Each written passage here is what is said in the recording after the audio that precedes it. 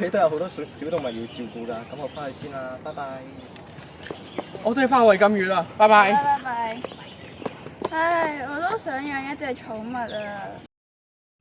爹哋媽咪，我想養狗啊！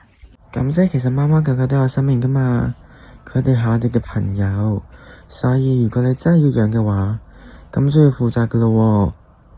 放心啦，爹哋媽咪，我會好好照顧佢，唔會遺棄佢嘅。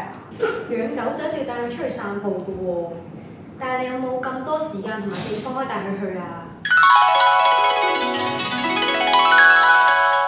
屋企附近有一片草地，星期六日可以帶佢一齊散步。咁平日又點算呢？咁我就可以早啲起身，返學之前帶佢去散步，咪當做晨運咯。養狗都要負責任噶喎，你準備好未啊？預備好，就係咁。爹哋媽咪同我一齊去咗愛護動物協會，領養咗一隻狗仔返屋企。好啦，咁你就叫 Kelvin 啦。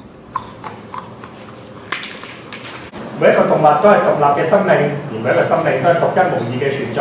所以當你小佢返屋企之後，就要盡心盡力咁照顧佢啦。拜拜 Kelvin，拜拜。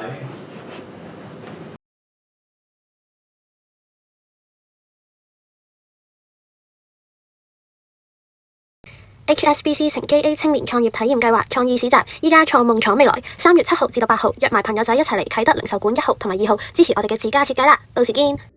約定你啦！拜拜。